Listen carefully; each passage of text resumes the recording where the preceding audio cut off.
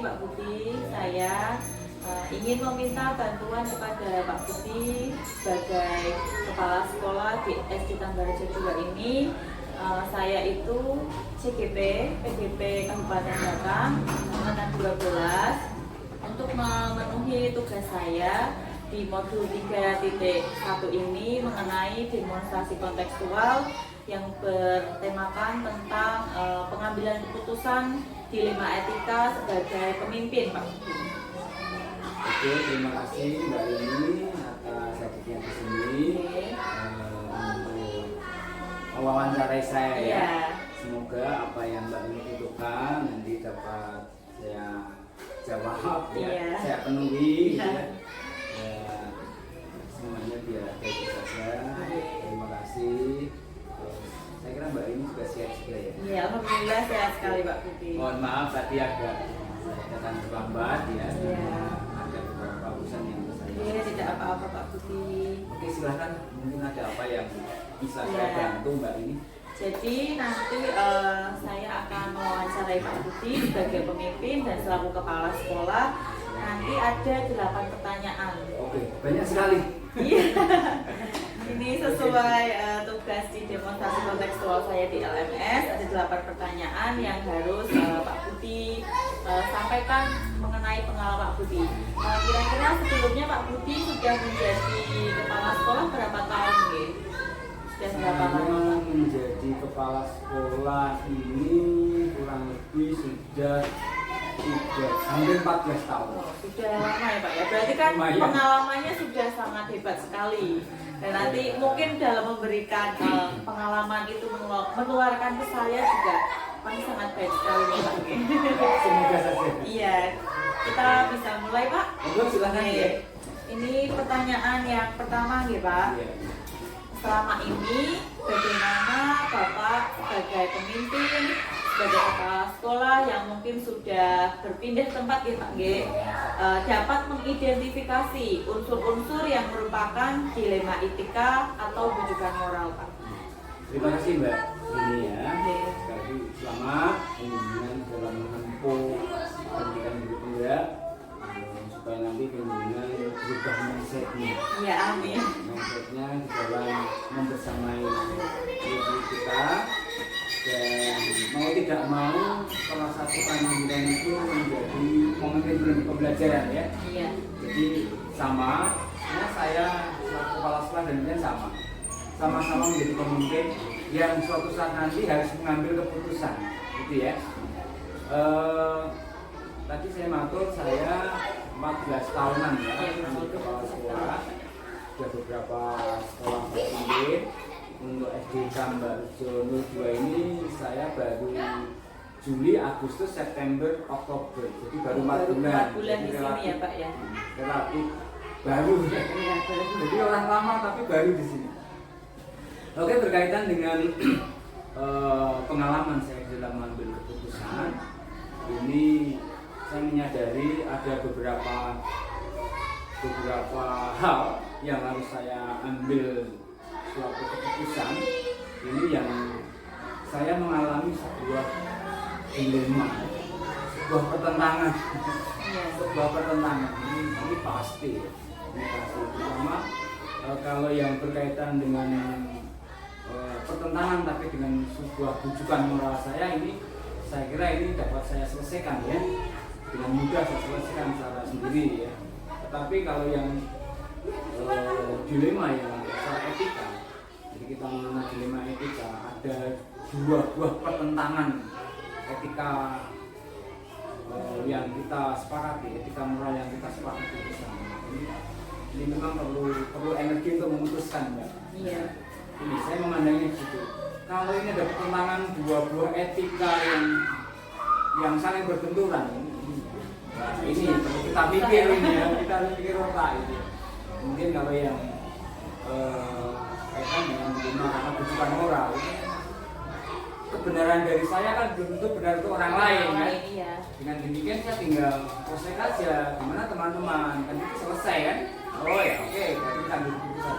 Tapi kalau sudah menjadi sebuah etika yang bertentangan ini etika kebenaran yang diyakini oleh banyak orang, dan itu yang perlu energi kembali ya, supaya nanti keputusan yang saya ambil itu tepat.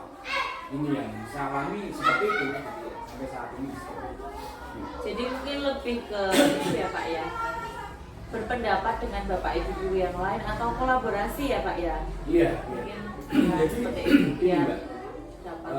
saya memandang permasalahan yang saya hadapi ini, apakah ini sebuah dilema etika atau sebuah rujukan moral, ini saya mulai berpikir. Jadi paradigma berpikir saya ini harus mulai berjalan ya, paradigma berpikir saya untuk mengambil keputusan.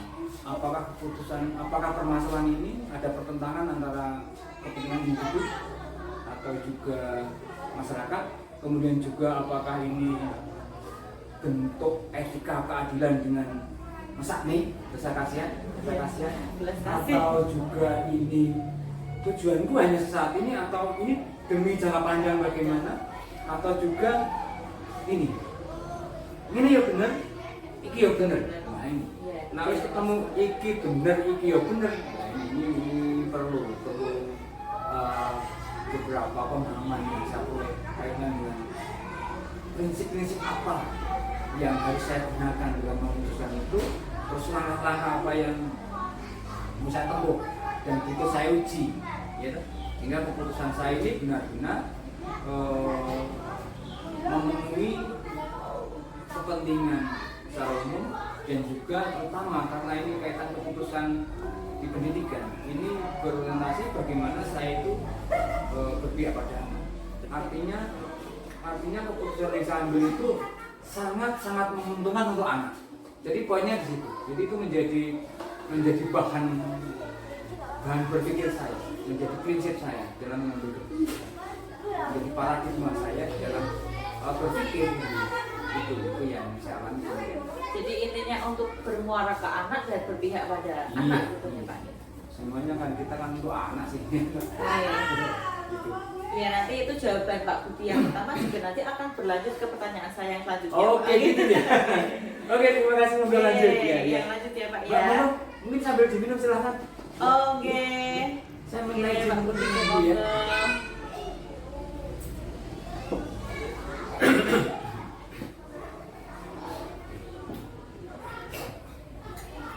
Untuk silahkan dilanjut. Oke, lanjut ya Pak ya.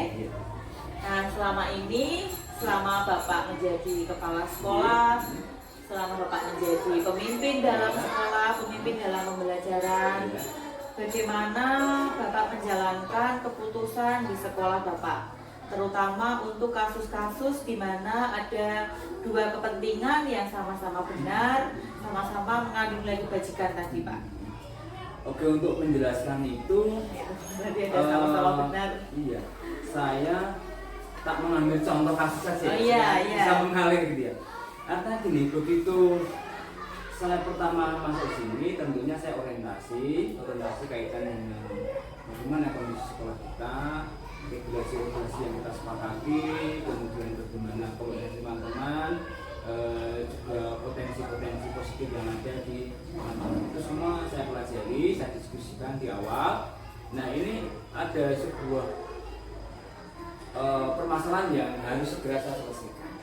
Nah begitu saya melihat regulasi yang ada yang kita sepakati di sekolah ini berkaitan dengan anggaran, ya, saya melihat ke tim manajemen BOS itu di sana itu beberapa poin kegiatan khususnya untuk lomba ini ada beberapa hal yang tidak teranggarkan di situ. Ini ya, jadi di dalam rencana anggaran kegiatan sekolah itu, belanja sekolah itu, untuk pos pengeluaran untuk salah satu kegiatan pengembangan kompetensi anak ini ternyata tidak dianggarkan. Dengan dasar pertimbangan karena ini ada beberapa lomba itu kok ini tidak ada jenjang ke atasnya, gitu ya. Nah kebetulan di bulan Oktober ini, di awal Oktober, akhir September Oktober itu ada lomba Popda, Pekan Olahraga Daerah. Nah, saya cross check dengan RAP kita, ternyata untuk anggaran Popda berkaitan dengan ini melakukan seleksi dan juga pendaftaran dan pengiriman itu tidak teranggarkan.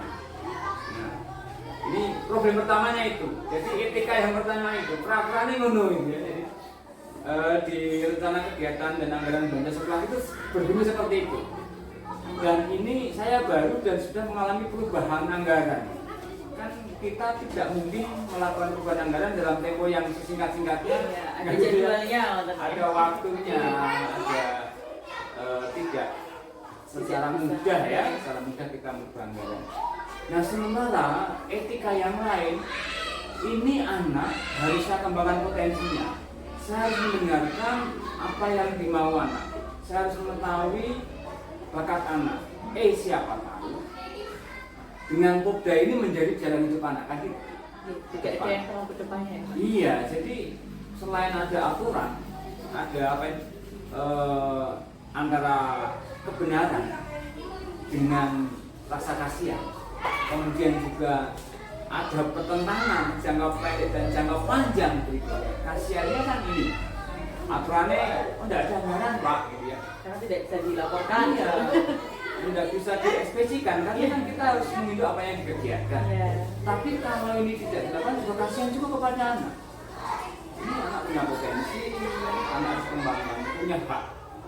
Dan menjadi kewajiban kita untuk mengembangkan bakat minat anak, apalagi saya waktu jangka panjangnya nanti. Ini siapa tahu keterampilan tadi menjadi jalan hidupnya, ya enggak? Nah, kemudian juga ini jangka pendek, jangka panjang. Kalau jangka pendeknya selesai ya, udah, iya selesai ya, enggak kan gitu selesai. Tapi jangka panjangnya tadi sama, bagaimana kita memfasilitasi anak, bagaimana kita membuatkan jalan anak untuk masa depannya jauh. Kemudian juga ada pertentangan soal individu. Kalau individu sekolah saya ini SD Negeri Tambarjo 02 ini saya anggap sebuah individu, ya enggak? Kan saya juga bertentangan juga dengan masyarakat umum. Ya, kalau kebijakan ini saya anggap kebijakan individu sekolah, enggak. Meskipun pada dasarnya itu kami melakukan bersama orang tua, tapi berdasarkan perkembangan penyelenggaraan pendidikan kan ini juga bertentangan dengan kepentingan masyarakat. Masyarakat yang dilayani itu apapun yang dipilih. Iya. Nah ini yang jadi. Nah, oleh karena itu akhirnya saya kembali lagi dengan kemudian menerapkan paradigma berpikir ini. Ya, dan juga saya gunakan prinsip-prinsip dalam pengambilan keputusan. Ya, itu terutama saya melihat pada prinsip hasil akhir. Wis basa Jawa niki aku palang kabut montang manting tak apa-apa wis, tapi hasil akhirnya bagus. Itu tadi mengantarkan anak ke pintu gerbang kemerdekaan dia. Gitu ya. Membuka jalan. Iya, membuka jalan anak itu dan ke sana itu. Ini saya kalau prinsip itu. Hasil akhirnya di mana nanti? Kan gitu. Nah, ini maju dulu. Iya dong. Kita layani anak kita. Kan kita bekerja cuma untuk anak kan? Iya, semuanya untuk Anak kan? Untuk anak kita.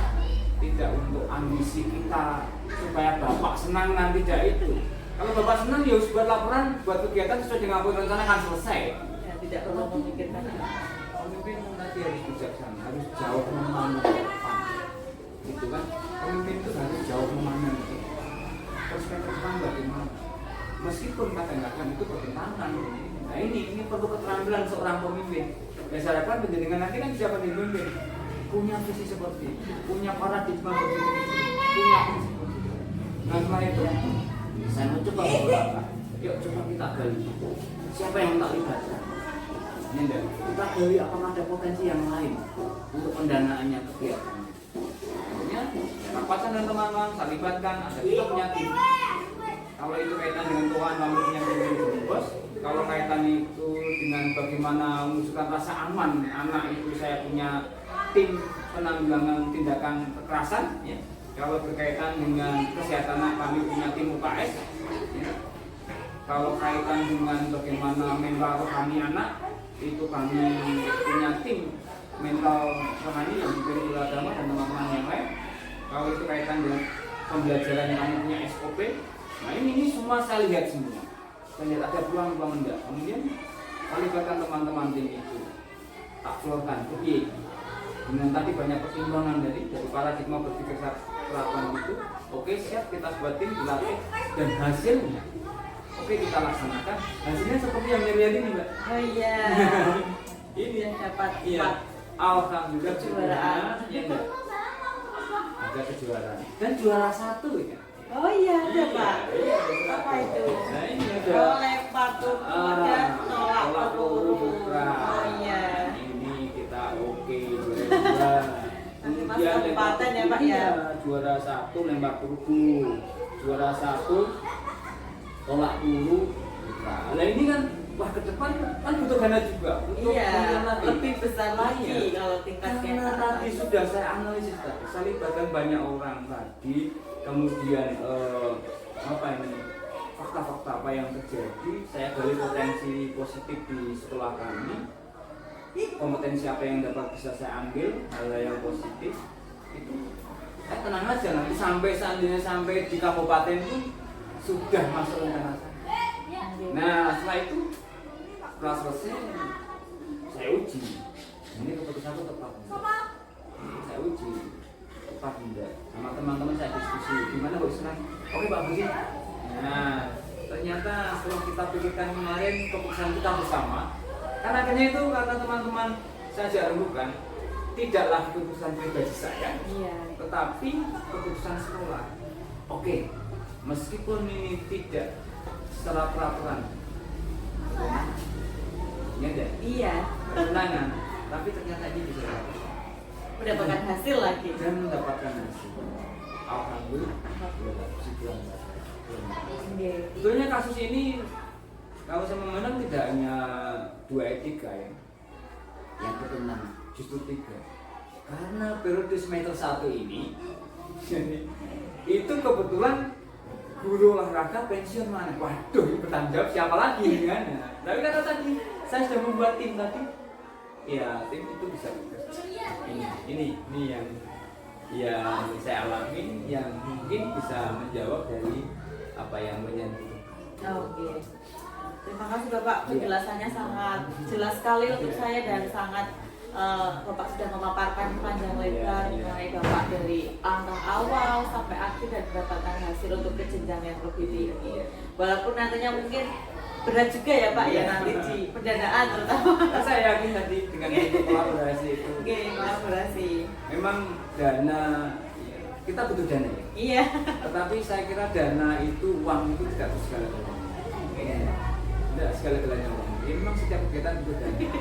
Tetapi itu dana bukan suatu menjadi halangan kok. Iya. Komitmen ya jelas itu ya. Oke, komitmen ya. Iya, oke siap.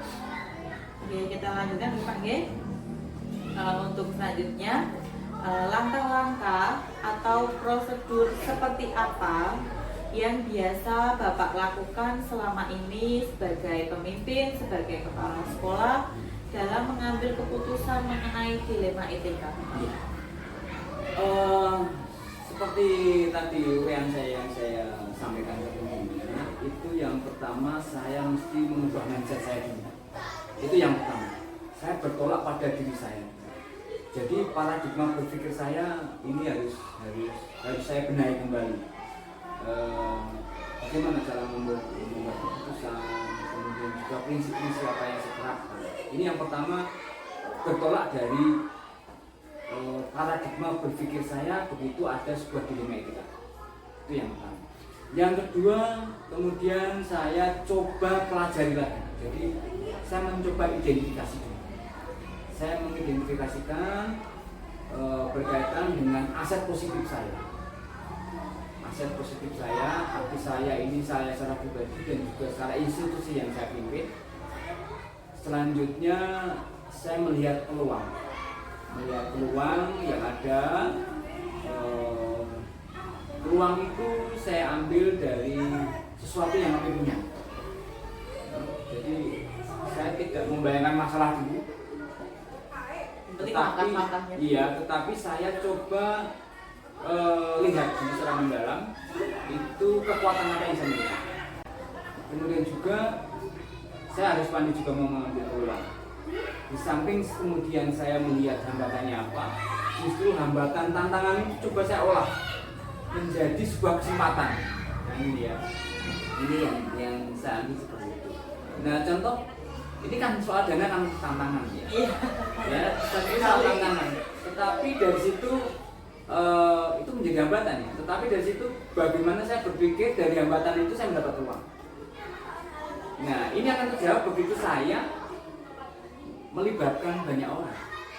Ya, yang pertama saya libatkan tentunya orang yang terdekat dengan saya.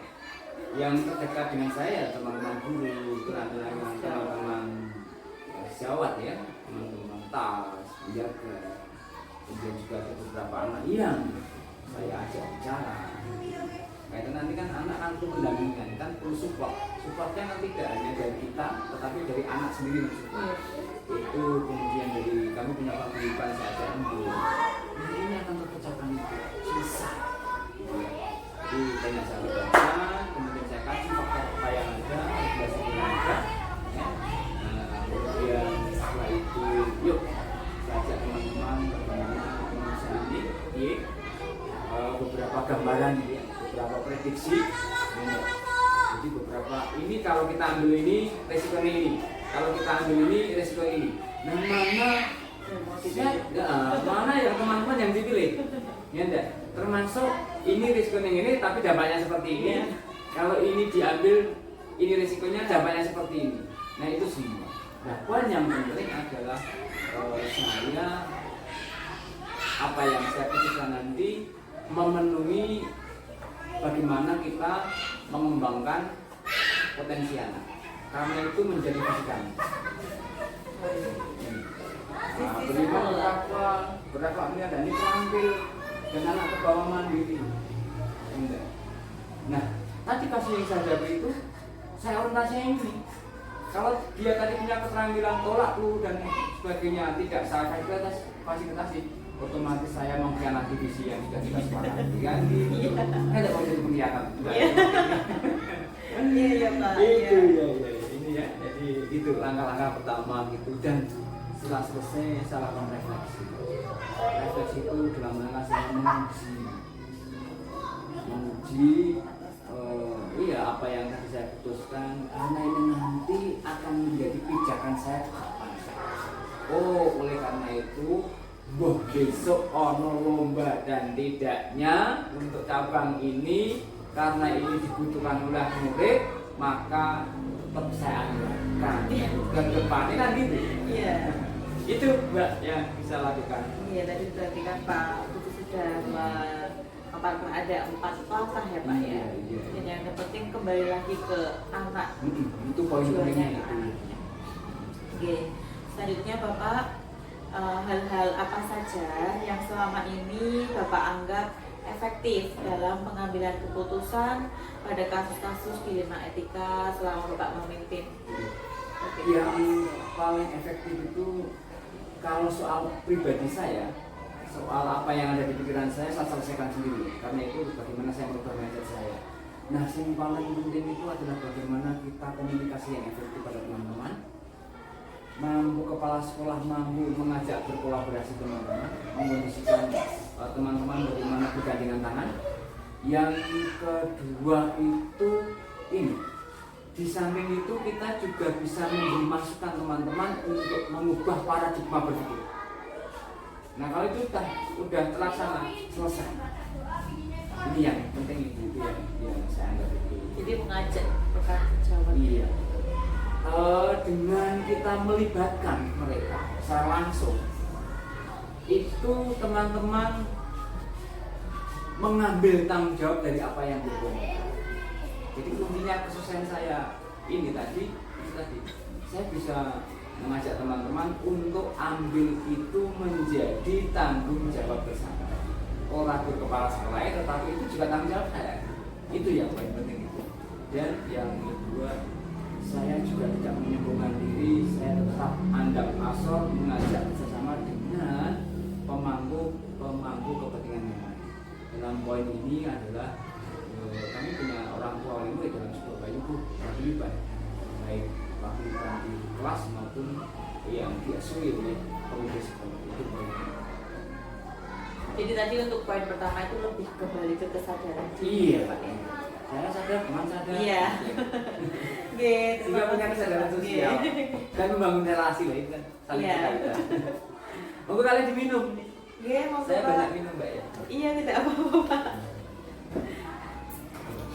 Oke, selanjutnya hal-hal apa saja yang selama ini merupakan tantangan untuk Bapak dalam pengambilan keputusan pada kasus-kasus dilema etika selama Bapak menjabat sebagai pemimpin, sebagai kepala sekolah seperti itu.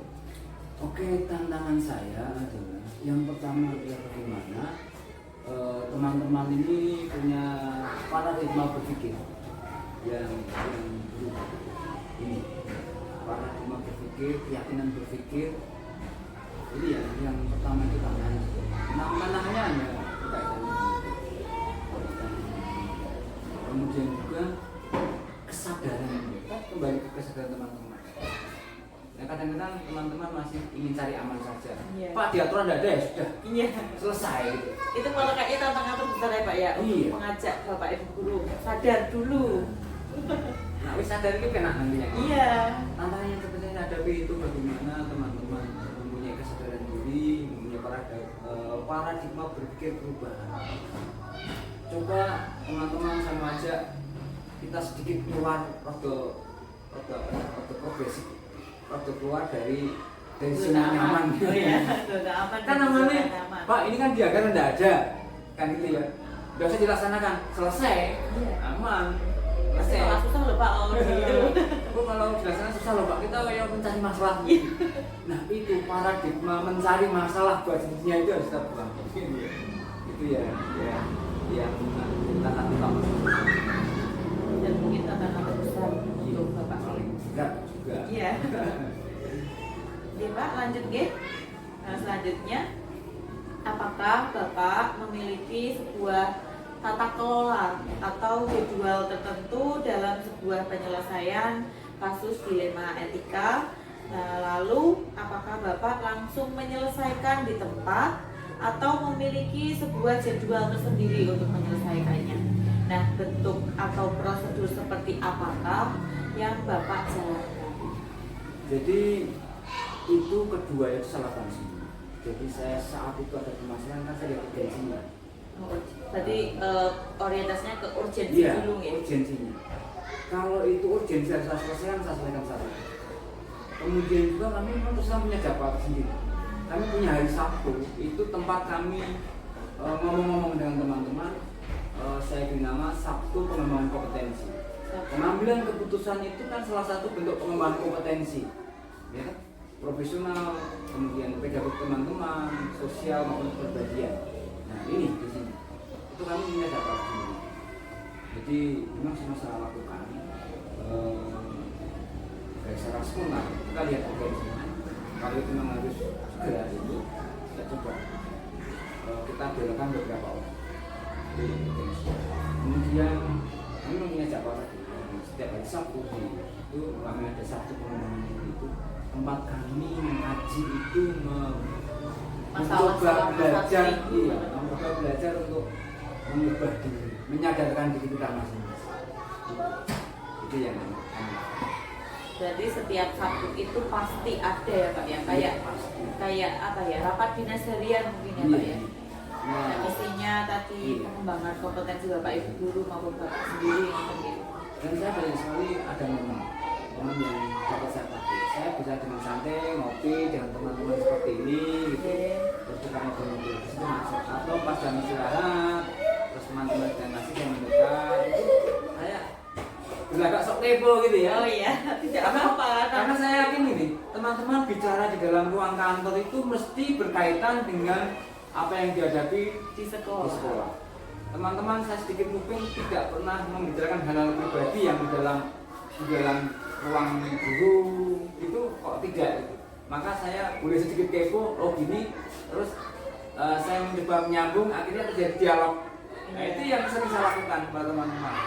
Kalau terus tiap mungkin kita adakan pertemuan itu nanti habis waktu kita untuk bertemu apa gitu. Tapi sudah saya jadwalkan setiap hari Sabtu itu kami ada Sabtu dan juga dengan nanti bisa lihat di SOP kami Nggih. itu jam 7 sampai 7.15 itu pembiasaan kelas. Nah, Iya. di sana ada namanya curhat. Curhat anak atau curhat bapak ibu guru? Nah, ini. Kalau curhatnya Bapak Ibu guru kita selesaikan tadi, begitu anak-anak apa ini masih asik, teman-teman belajar seperti itu. Tapi ini yang masuk di dalam kelas ini, anak diberi kesempatan untuk menyampaikan unek-uneknya. Oh gitu. Itu di pagi di SOP kami itu kami cantumkan. Berarti curhat anak ke bapak ibu Ke Bapak guru Ibu. nih. Bukan bapak ibu guru ke kepala sekolah. Itu ya saya persilahkan itu. Oh betul. Saya persilahkan di awal-awal sebelum kita masuk kelas sambil siapkan. Oke, terima kasih Pak. Oke, selanjutnya adakah seseorang atau faktor-faktor apa yang selama ini mempermudah atau membantu Bapak dalam pengambilan keputusan dalam kasus-kasus dilema etika? Oke, terima kasih. Tentunya ini tadi saya maklum di depan bahwa kami punya tim-tim kecil. Oh iya, tim-tim. Nah, itulah tempat yang paling dekat saya untuk ngobrol. Tim-tim kecil tadi. Bagian mana ya? Ini soal apa ya? Soal keuangan, kegiatan, saya punya tim banyak kecil. Soal berkaitan dengan kasus-kasus perundungan dan sebagainya, saya punya tim pencegahan penanganan kasus perundungan. Soal kaitan dengan apa ini kesehatan dan sebagainya, kami punya tim IPS. Nah, itu tim-tim kecil itu yang pertama kali saya ajak. Mereka punya potensi. Jadi dari mereka itu terus kita punya muncul ide. Karena kita sempat ngomong-ngomong seperti ini tuh tanpa kita sadari ada sesuatu yang dapat kita ambil. Ya tiba-tiba mengalir apa keluar sendiri gitu untuknya Pak ya. Kehebatan Tuhan Yang Maha Esa itu ya. Iya. Untuk kita usaha ada jalan ini. Iya. Kan ngobrol-ngobrol kan juga punya. Iya. Jadi mungkin tadi penjelasan Bapak mengenai tim-tim itu tidak harus ahlinya ya Pak ya. Jadi mungkin kan kita sebagai guru kelas juga bisa belajar bisa dari YouTube, internet seperti itu ya Pak ya. Ya di samping itu kami memang sering mendatangi ya teman-teman. Oh gitu ya. Jadi misalnya kami undang Polsek, kemudian dan Ramil, kemudian dari ini kemarin barusan itu kami bekerja sama dengan tim pengembang sumber daya manusia berkaitan dengan psikologi anak. Terus Dari mana itu Pak? dari tim pengembang sumber daya manusia ini ya tim pengembang sumber daya manusia ini kantor pusatnya di Magelang tapi punya cabang di Pekalongan. Itu kita sudah buat MOU. Nah kemudian juga dari Puskesmas secara rutin menyampaikan. Jadi dan juga ada jadwal rutin dari dinas mendukung kami. Itulah kesempatan saya mengambil ya lawak itu pemahaman ya supaya itu berdasarkan keputusan yang saya gunakan. Menurut saya itu sangat bagus sekali Pak. Langkah Bapak dalam di SD ini. Nih Pak, kita sampai ke pertanyaan terakhir nih Bapak. Sudah lagi, saya Iya. lama-lama lagi ya. Nanti berlanjut kembali Pak. Oke siap. Ini yang terakhir ya Bapak ya. Ya. Dari semua hal yang telah disampaikan oleh Bapak, pembelajaran apa yang dapat Bapak petik dari pengalaman Bapak selama menjadi seorang pemimpin dalam hal ini sebagai kepala sekolah dalam mengambil keputusan dilema etika Bapak? Iya, jadi pelajaran yang saya peroleh pertama itu penguasaan. Untuk menghadapi suatu permasalahan itu tenang di situ. Jadi bagaimana kita bisa membawa kita akan sadar diri kita. Artinya kita nanti aku sopo untuk menghadapi seperti ini, terus situasi kondisinya seperti apa, ya itu harus detail. Nah kalau itu sudah, saya kelola itu perasaan saya. Jadi mengambil keputusan orang merungsung gitu ya. Jadi benar-benar hasil perenungan gitu ya. Kalau nanti menyesal kalau masih dalam keadaan panas. Panas kan. Nanti takutnya otak saya yang berbicara. Saya takutnya otak mamalia saya yang berbicara. Tidak otak luhurnya sebagai manusia yang humanis, yang mempunyai rasa peduli, yang bisa nguang-nguang. yang tidak memandang sesuatu itu negatif, tapi kita berparadigma positif. Nah ini penting. Jadi ini yang pelajaran saya peroleh. Kemudian juga bagaimana saya itu memberdayakan teman-teman. Kalau saya sudah sadar diri, saya bisa mengelola diri saya, maka saya juga sadar sosial. Jadi saya juga, konco-konco ini menghadapi ini sama seperti saya, sehingga akan nyaman saya membangun sebuah kebersamaan relasi. Nah kalau ketiga keterampilan itu saya miliki, dari saya sadar siapa saya, kemudian juga saya bisa mengolah apa potensi yang ada di otak dan tubuh saya, maka saya juga akan mempunyai kesadaran orang lain, berempati pada orang lain. Saya punya kesadaran sosial, bisa membangun, kemudian bisa membangun sebuah relasi hubungan yang baik. Saya yakin keputusan yang kita ambil itu dapat kita pertanggungjawabkan. Itu pelajaran yang bisa peroleh. Dan saya yakin Tuhan memberikan suatu permasalahan, memberikan sebuah dilema yang bermaksud yang minta tadi ya, memberikan dua buah dilema atau bahkan trilema, itu pasti ada jalan keluar, dan itu mendidik kita semua untuk belajar. Jadi prinsipnya ya itu akhirnya menemukan inilah yang namanya belajar sepanjang hayat di bagian ini gitu ya. Itu yang saya peroleh selama ini. Saya menghadapi beberapa pelajaran ini, sehingga kita akan lebih tidak mudah stres dari suatu keadaan orang keguguran gitu ya. Akhirnya kita timbul sebuah kesadaran dan mengambil keputusan. Iya. Ya, tapi kalau manusia itu memang wajar kalau stres, Pak. Saya sendiri juga sering stres, tapi mungkin bawa tidur saja seperti itu. Iya, dapat diminimalisir lah. Iya.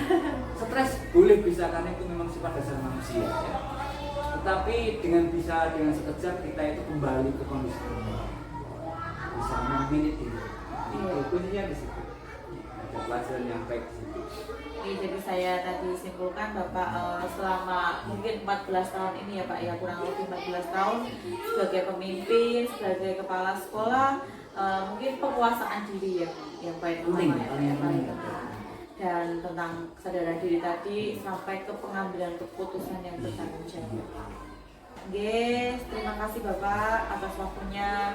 Mungkin kurang lebih selama bermenit-menit ini, belasan menit ini saya sudah mengganggu waktu Bapak, sudah mengambil waktu Bapak mungkin untuk kegiatan yang lain. Tapi saya juga sudah berterima kasih, sudah dibantu untuk memenuhi tugas CGP saya dalam PGP Angkatan 11 Kabupaten Batang ini. Semoga dengan apa yang Bapak telah paparkan kepada saya bisa bermanfaat untuk saya di kehidupan nyata saya setelah ini. Seperti itu Bapak. Amin, saya juga terima kasih dan bisa berkenan mewawancari saya.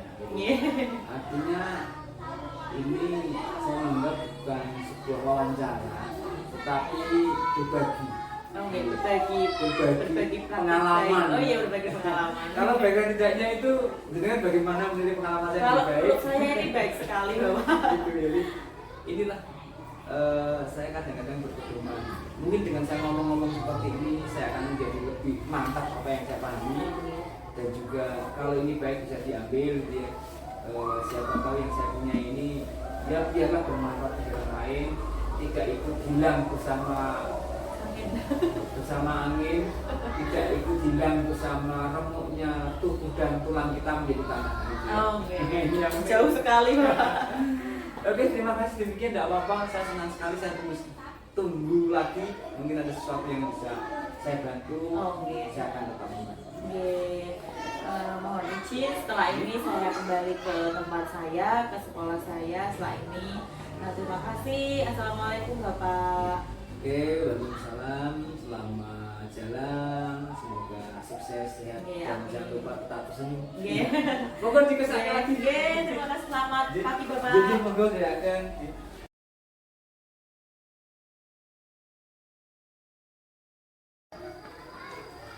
Assalamualaikum. Waalaikumsalam. Silakan. Ya, bagaimana kabarnya Pak Pri? Terbaik. Nah, kemarin kan WA saya ya, ada Iya, janjian ya. iya. Ada janjian mau ketemu saya. Iya. Ketemu itu mau ngapain? Ini saya itu mau meminta bantuan Pak Pri terkait tugas CGP saya di Pendidikan Guru Penggerak Angkatan 11 ini mengenai modul 3.1 demonstrasi kontekstual untuk mewawancarai kepala sekolah, dan saya ini mewawancarai Pak Pri sebagai kepala sekolah saya mengenai sebagai seorang pemimpin bagaimana dalam mengambil keputusan dan dilema etika, seperti itu Pak Pri. Dilema etika itu apa sih menurut Dilema? Dilema etika itu mengenai pengambilan keputusan bagaimana kita itu bingung, padahal keputusan itu bisa baik dan benar, dan bisa baik juga salah, seperti itu Pak Pri. Tapi bagaimana seorang Pak Pri sendiri sebagai pemimpin dalam mengambil keputusan untuk menangani mungkin siswa, mungkin juga guru Pak Pri sendiri, seperti itu. Nanti untuk wawancara ini ada 8 pertanyaan Pak Pri, dan mungkin nanti untuk dijawab bagaimana Pak Pri sebagai kepala sekolah dan pengalaman Pak Pri sebagai pemimpin, seperti itu Pak. Kalau bisa ya. Ya, saya harap bisa Pak Pri. Ya, dicoba. Saya dimulai ya. Monggo. Pertanyaan pertama nih Pak, selama ini bagaimana Pak Pri dapat mengidentifikasi kasus-kasus yang merupakan dilema ITK atau ujian moral Pak, sebagai seorang pemimpin atau sebagai kepala sekolah selama ini Pak Pri sudah berpengalaman seperti itu. Mengidentifikasi. Iya, mengidentifikasi kasus-kasus yang merupakan dilema etika atau ujian moral. Jadi gini, kalau mengidentifikasi sebuah kasus itu kan mestinya muncul kasus dulu ya. Muncul kasus dulu. Dan ketika muncul kasus maka saya akan memilah dulu mana yang harus segera diselesaikan, mana yang bisa ditunda untuk kita ada waktu pemikiran supaya lebih baik penyelesaiannya. Untuk identifikasi sendiri akan saya ambil mana-mana yang kira-kira nanti penyelesaiannya lebih tidak berefek. Maksudnya tidak berefek yang negatif untuk jangka dari panjang permasalahan tersebut bagi yang bermasalah ya. Oke, untuk selanjutnya, selama ini bagaimana Pak Pri sebagai kepala sekolah menjalankan pengambilan keputusan di sekolah Pak Pri sendiri, terutama untuk kasus-kasus di mana ada dua kepentingan yang sama-sama benar atau sama-sama mengandung nilai kebajikan. Kalau sama-sama benar itu mungkin ya agak lebih kita utamakan ke efek ke depannya yang lebih bermanfaat kan gitu, karena dua-duanya. Tetapi dalam pengambilan keputusan ini tentunya langkah pertama adalah bersikap tenang dulu, karena dalam pengambilan keputusan ini jangan sampai salah. Yang kedua, berpikir jangka panjang. Yang ketiganya, bekerja sama dengan guru misalnya, atau pihak-pihak yang bisa kita anggap mampu untuk berpengalaman atau menyelesaikan permasalahan tersebut bila permasalahan itu. Namun kalau permasalahan itu standar ya kita coba untuk selesaikan ini. Jadi lebih ke kolaborasi gitu. Kalau di dalam lingkup sekolah, jadi kolaborasi dengan rekan sejawat, terutama untuk Bapak Ibu guru di sekolah tersebut. Dan tadi menurut Pak Pri, kalau masalahnya berat kita bisa meminta bantuan untuk kepada ahlinya, ya. Seperti itu Pak Pri.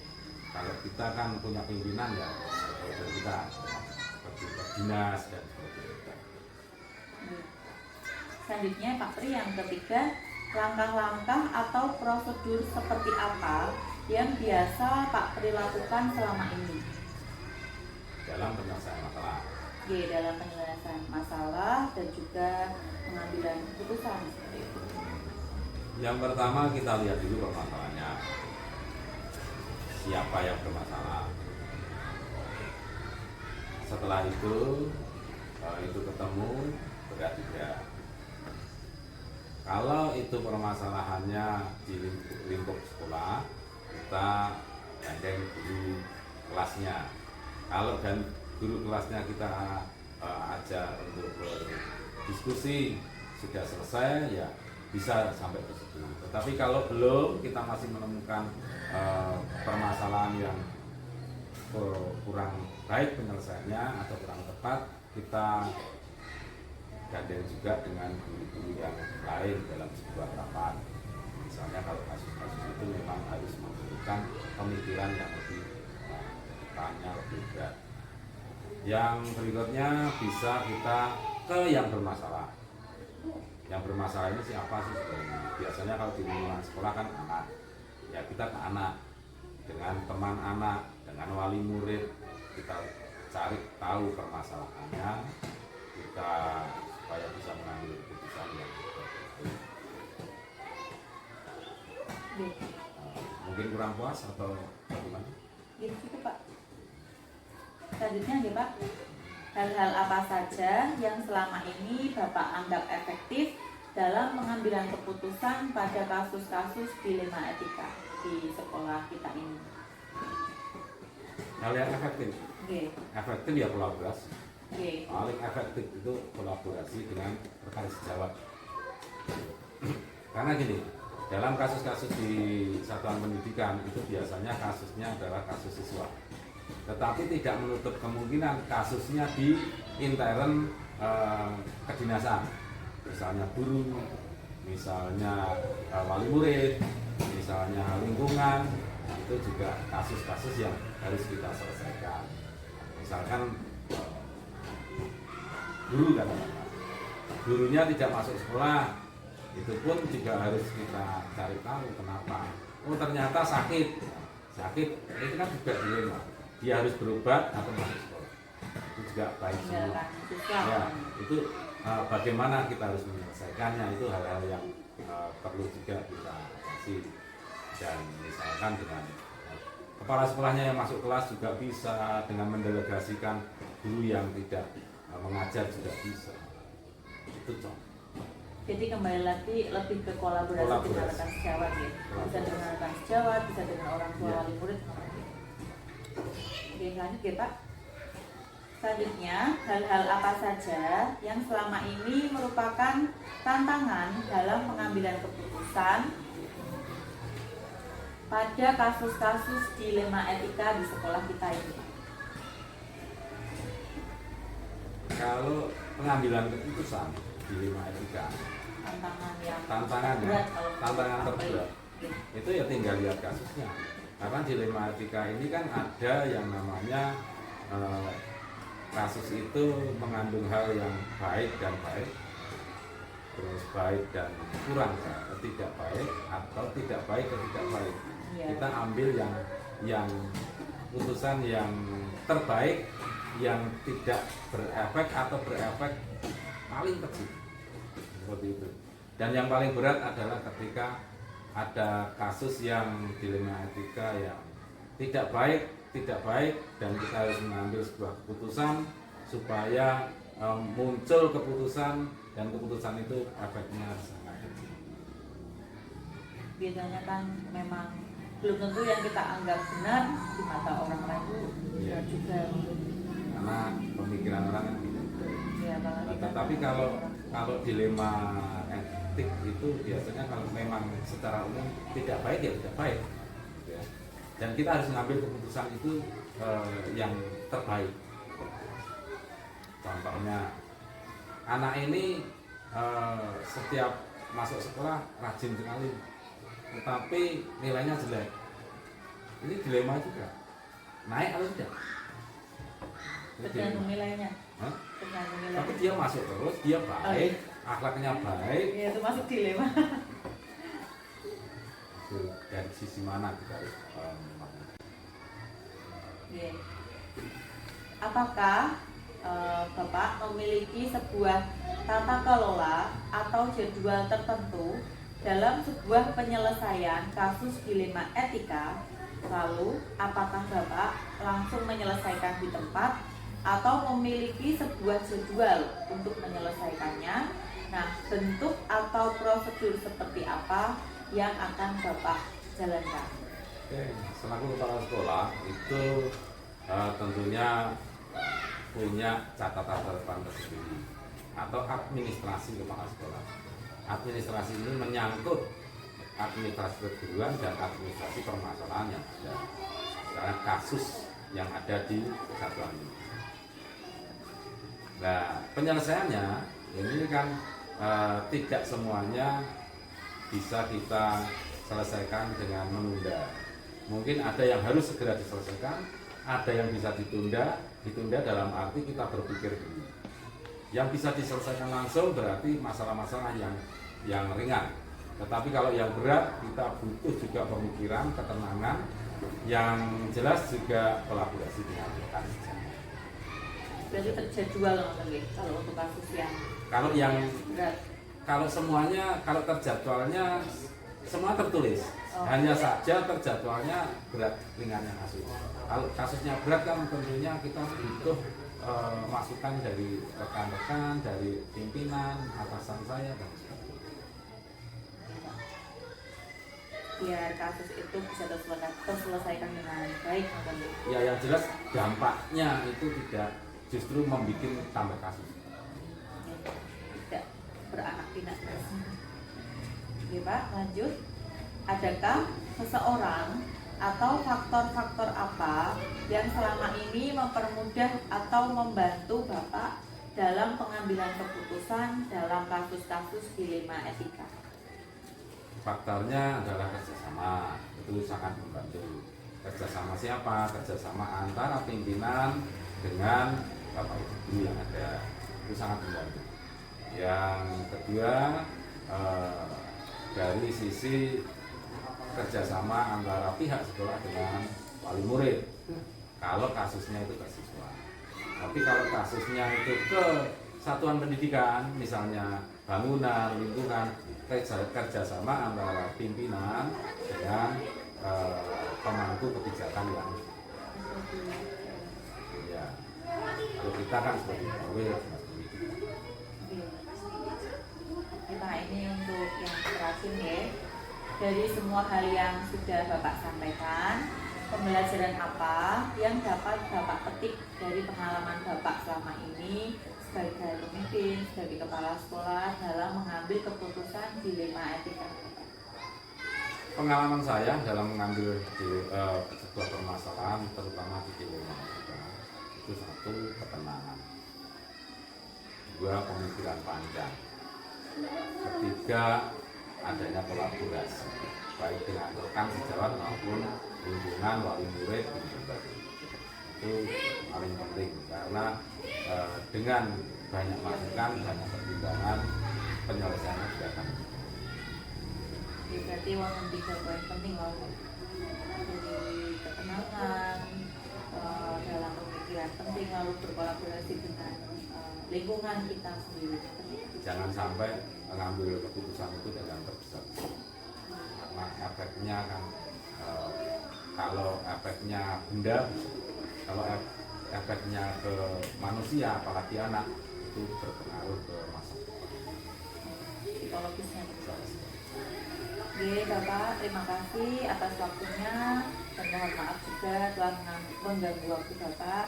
Semoga tugas demonstrasi kontekstual saya untuk mengikuti KBP ini bisa menyenangkan dan mohon doanya Bapak juga.